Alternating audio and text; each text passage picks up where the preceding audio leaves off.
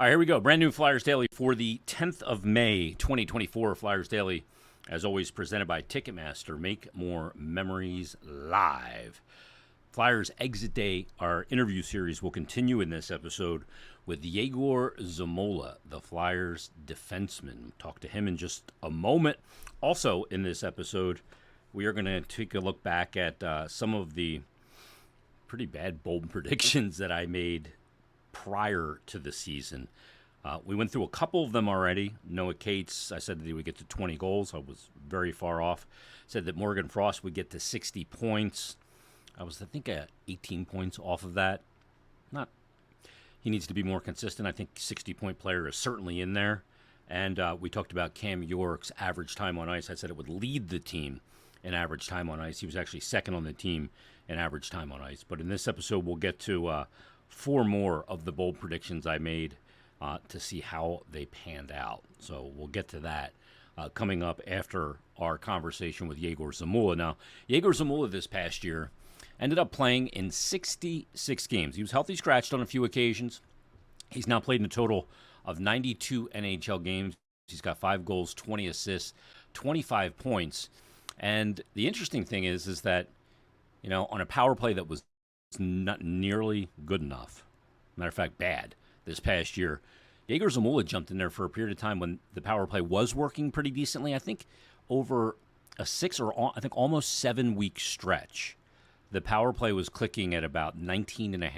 I think it was January into the beginning of February.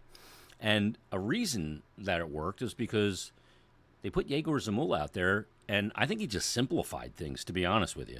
I think he was calm with the puck. He distributed the puck, and he's a guy that really kind of simplified the attack for a power play that oftentimes didn't seem like it was on the same page. But he's a guy that played power play at other levels going into the NHL, for his country and in other levels getting to the NHL. So he was comfortable in that role. He talks about it. But Yegor Zamula this past year in 66 games had the 5 goals, 16 assists, 21 points. And he was a +3 on the year, and he played 1603 of ice time. That +3 is an interesting number to me. He also is now an arbitration-eligible restricted free agent. So he's got a contract to work out this summer, presumably with the Flyers. They have his rights. We'll see how that kind of plays out over the summer as well. But here's my Flyers Exit Day interview with Yegor Zamula. It is Flyers Daily, Flyers Exit Day. We're with Flyers defenseman Yegor Zamula. Z, how you doing? I'm doing well. The season over today, but it's a little bit sad, like we are fight all year long with from day one, and I think we play every game for 100% to make a chance to make in a playoff. It stings right now, and it should. Yeah. And that's a good thing. Yeah. But we learn from that, especially we had a lot of young players in the team, and it's hurt right now, but I think it's a good experience for now, for us to remember and be more hungry, and now you understand how important every game and every 1 point. Yeah. So I think when season start next year, you need to find a way to win in overtime, shootouts, it's points too. So you need to be ready for fighting for every point every night. Yeah, back in November or in January, it's one of those games you dig in. Yeah. Maybe you don't put yourself in that situation. Probably. So. You just seem to me to feel more and more comfortable. Your English has gotten better. I think you seem like a really fun guy with your teammates too. Like, I think they enjoy being around you, and you enjoy being around them. If I'd have told you coming into the year you play power play in the NHL and have some success this year, I know the power play overall not good, needs to get better, but you came in and you provided some life for some periods of time with it. You surprised? No, but I play power play all my life, and I have a national team. We have in World Juniors we have a good power play group. So and always every player want to be playing a power play, PK, big minutes, So I mean it's the best league in the world. Yeah, maybe It's stinks power play for us this year, but I told you, still a lot of guys play first year and in NHL, and a lot of good players play against us with good sticks, smart players and heavy guys. So we are learning from that and we moving forward because if you see like a lot of young guys had a huge step up, and you see these guys progressing, and you're watching how these kids playing, and you're like, wow, you know. And we play with Stives, Bobby, Lixel, and the power play last 3 years in Lehigh, and we know how to play together. But it's very hard in this league.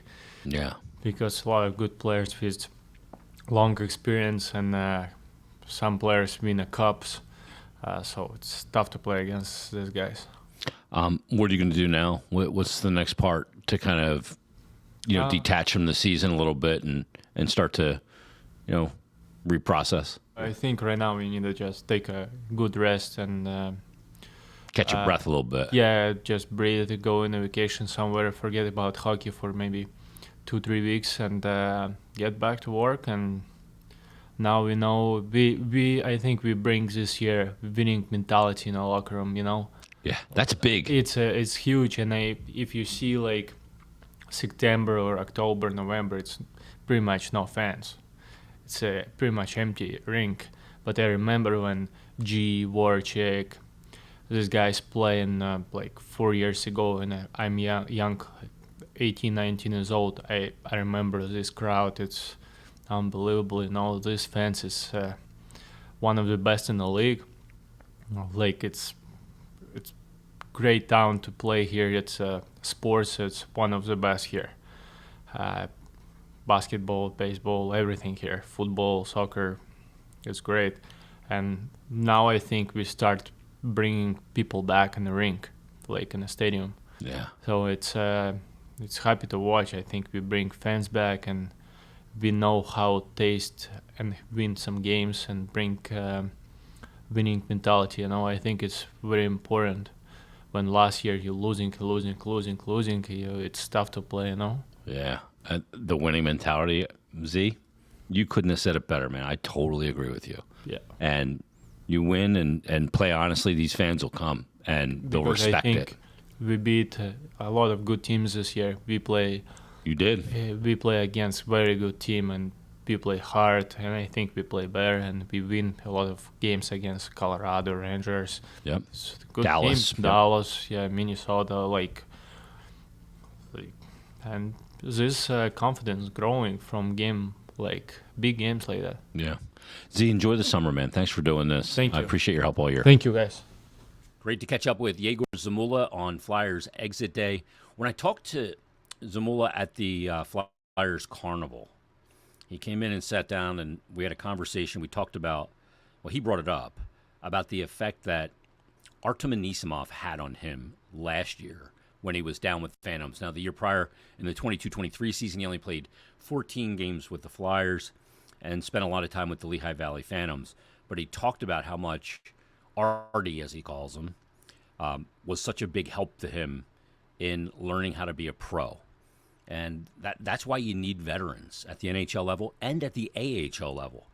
Said he was extremely helpful to not only himself, but also to Tyson Forster, really helping him kind of along the way. We know how the kind of year that Tyson Forster had this past season. So I thought that was really interesting. And I think in Zamula, we're seeing a guy that's just getting more and more comfortable with his surroundings, with the language, and communicating with his teammates, coaching staff, and just in general. Had a pretty good year, all things considered. A little up and down, got to even that out, but he is just 23 years of age. So we look forward to what's next for Yegor Zamula. And like I said, his contract is out. He was on that 1-year deal. He is an arbitration-eligible restricted free agent. He made $775,000 last year, so we'll see how that negotiation goes over the summer. When you look at the blue line in particular, Flyers have Travis Sanheim under contract, which seems like in perpetuity. He'll be under contract at $6.25 for the next 7 years. Eric Johnson's contract, the acquisition, he's an unrestricted free agent. Jamie Drysdale has 2 more years, and his entry-level deal, or his first deal rather, at $2.3 million. He'll be a restricted free agent after the 25-26 season. Cam York has 1 more year on his deal, and then he'll be an arbitration eligible restricted free agent after next year. Mark Stahl's contract has run out. He is an unrestricted free agent. We probably will not see him again. We know Nick Seeler signed that 4-year extension at $2.7 million AAV, and then Yegor Zamula as well. We'll see if Emil Andre is a guy that battles for a roster spot next year for the Philadelphia Flyers, and we'll see kind of where he fits into that equation. You know, he is a left shot, so is Zamula, but we'll see how the Flyers, I think the way that they handle the Zamula situation will be telling to where they think Emil Andre is right now. So that's one of the things, kind of trickle-down effects that we will get some resolution on coming up this summer as we go through this offseason. Also, obviously, Travis Konechny will be due or eligible to receive a contract extension once July 1st hits and the new league year kicks in. For unrestricted free agents or pending unrestricted free agents, they can re-sign a contract in that year in advance of their contract ending. So Konechny's deal ends at the end, well, technically June 30th of 2025, but he will be eligible to or able to sign an extension coming up on July 1st. Some other names: Flyers only have 1 unrestricted free agent coming off from last year's forward group to next year, and that's Denis Gurianov, who they acquired in the trade. He's an unrestricted free agent. I'd say it's very unlikely we see him return to the Flyers. We know that Cam Atkinson is a possibility to either be traded, maybe, or bought out. We'll see how that plays out. But you look at the situation at forward, and you go, okay, if there's going to be changes up front, then this team has got to make a hockey trade, and they probably have to trade a forward or 2 to bring in those changes with the forward lines. It's just the way it's going to work because of the numbers game. And, you know, you look at, Joel Farabee's a guy who's under contract for 4 more years at $5 million after this year. Scott Lawton is another name that's been mentioned. 2 more years at $3 million before he's an unrestricted free agent. Nick Delarier has got 2 more years until he's a UFA. But does he just, keep him as a 13th forward? Then you have the contract of Ryan Johansson, which the Flyers are on the hook for half of. He's got 1 more year left.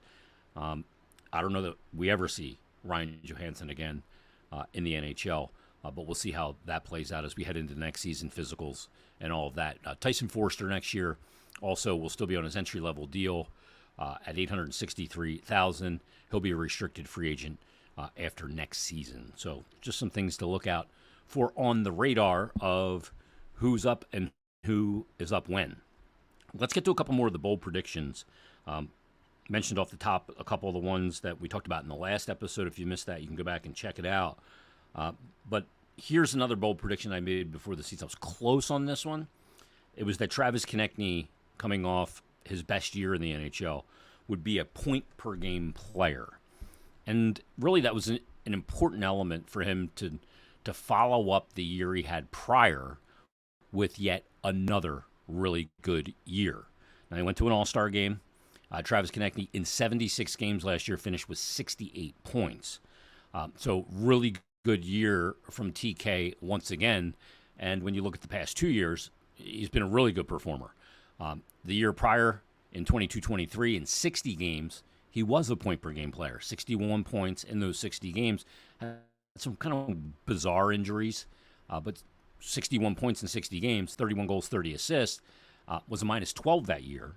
And then this past year, 76 games, he had 68 points, 33 goals, which is a career high, and 35 assists, which is also, that's actually the second highest of his career, or third highest. He had 37 assists in 19-20, 36 assists in 21-22, and then 35 this past year. But he was a +4 as well. Konechny may not have gotten to the point-per-game status, but he got pretty close. I'm not going to call it a win with my bold prediction because we didn't get all the way home, but we were pretty close on that one. And I think it'll be incumbent upon Konechny next year He's a big part of this. Obviously, the most skilled offensive piece they have right now. He's got to continue to deliver for this team the way he's done the past 2 years. So another swing and a miss for me in the bold predictions. Next one. I said that Joel Farabee would achieve 25 or more goals. Again, close, but no cigar. Farabee on the year played all 82 games again. That's 2 years in a row coming off that neck surgery. Played all 82 in the 22-23 season and then all 82 in the 23-24 season. And Farabee was on, I was feeling good about this 2/3 of the way through the season. He was playing really consistently delivering goals and assists. And then his last third of the season, the production just dropped off a cliff. And he didn't get there. He had 22 goals in 82 games, didn't get to the 25. But 22 is a career high for Joel Farabee. 28 assists on the year for Joel Farabee, 50 points, all said and done. So again, we got close. It's not an outlandish bold prediction, but we didn't get all the way home on Joel Farabee as well. Now, this may be the worst bold prediction I made of any of them, is that the power play would improve and the power play would click at 19 or higher percent. Now, they were coming off a year where the power play was not good, which is why we decided to make it a bold prediction. Because we go, okay, the power play was really bad. It's got to be better. In the 22-23 season, the Flyers' power play, as I bring it up here, was not good. I just can recall it so vividly already. It's not the playoffs. We got to go to the regular season. The power play in the 22-23 season, 32nd in the league, and it was 15.6%. So I said, that's the worst in the league. It's got to improve. 3.4 percentage points was not too much to ask. Well, apparently it was. Because the Flyers this past season were even worse on the power play. And sometimes I go, okay, the numbers don't tell the whole story. The numbers, in this case, tell the story very accurately, and they match the eye test. Other than that 5 or 6 weeks, which we mentioned prior to the Yegor Zamula interview, when the power play was clicking around 19-20%, the Flyers' power play just looked like lost at sea. It just was not good. And maybe the disheartening thing is how bad it looked in the final month, because it just was pretty rough to watch, that power play. This past season, the Tampa Bay Lightning led the NHL, clicking on their power play at 28.6%. Average in the league was about 21%. Nashville was 21.6 at 16, and the Kraken were 20.7, 17th ranked in the NHL. The Flyers 12.2%, and that was 2.9 percentage points lower than 31, which was Columbus. 12.2%. So huge swing and a miss, and probably popped a hamstring with the swing. Way off on that one. Way off. Power play, am I going to make a bold prediction similar to that going into next year? I don't know. I don't know who's going to be coaching the power play. I don't know who some of the acquisition pieces are. And I don't blame, I don't go, well, the Flyers were the worst power play in the league because they lacked the most high-end talent. Because I don't believe that. I look at teams like Montreal, for example. I mean, they have Suzuki and they have Caulfield. So, okay, they have some good power play pieces there. You look at a team, look at a team like San Jose. If the Flyers had the same results as San Jose's, they maybe make the playoffs. San Jose was ranked 21st in the NHL. They were hideous. They were the worst team in the league. But their power play clicked at 20.2%. That's 8 percentage points higher than the Flyers. So, not going to use that, they lack high-end talent excuse, because San Jose didn't have it. They schemed their way to get some goals and have a higher percentage. Flyers need to do that. So huge miss there. And the last one I made, and I'm happy I got this one right because to me, it's the most important bold prediction. I made a bold prediction on the over/under on points, standings points.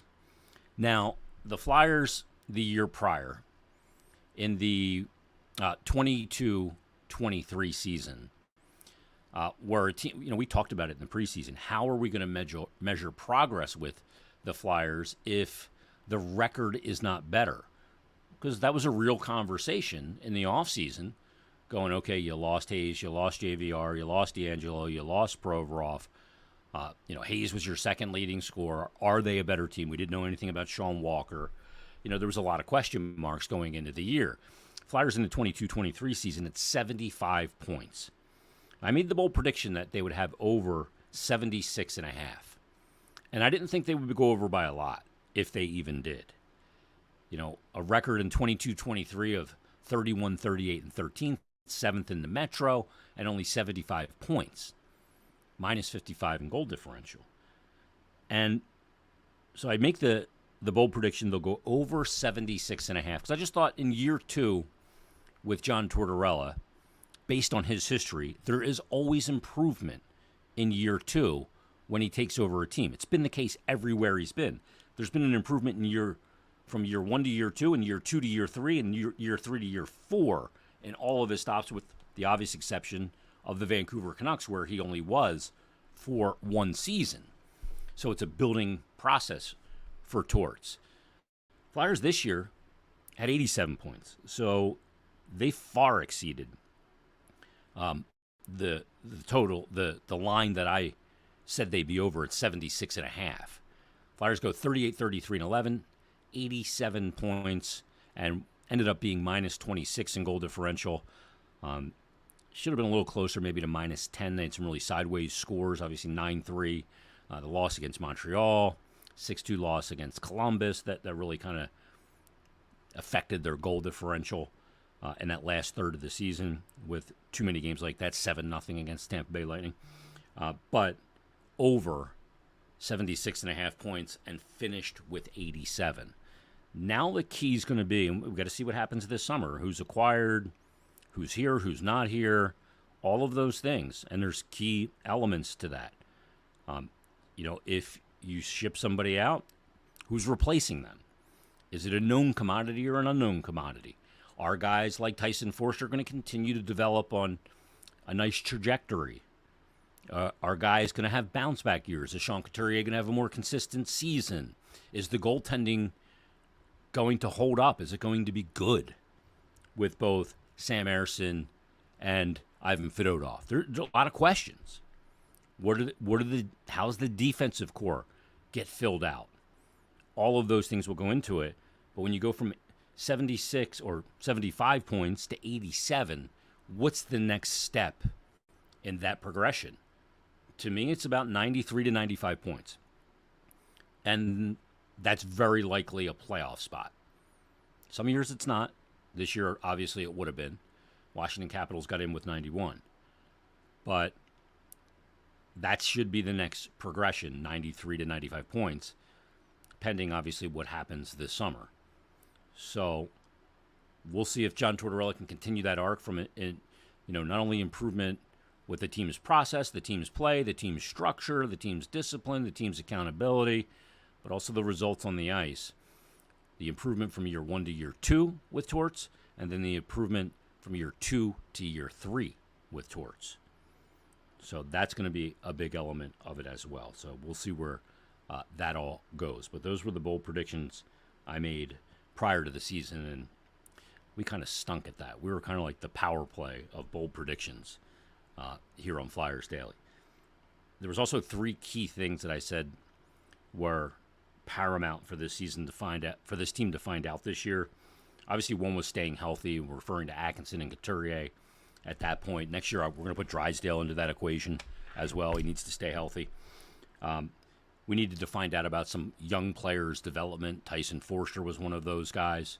Noah Cates was one of those guys where his development didn't go forward, but other guys as well. I thought Cam York hit it out of the ballpark times 1,000 in his development.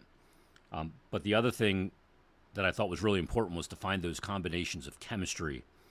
And I don't know that we got a lot of that information. I don't know that Travis Sanheim's the best partner for Cam York. I don't know that Nick Seeler's the best partner for Jamie Drysdale. I don't know who the best players are to play with each other up front, whether Tippett should be with Frost or, Bobby Brink, if he's up, should he be playing with a guy like Sean Couturier, two guys that aren't necessarily we didn't figure out a lot about those combinations of chemistry. And that's one of those things that I thought was important going into this year, and we'll have to wait till next year to find those combinations. But they're important. Those combinations of chemistry are very important for a team and team building. So we'll leave it there. Everybody have a great weekend. We will talk to you Monday with Bill Meltzer on a brand new episode of Flyers Daily.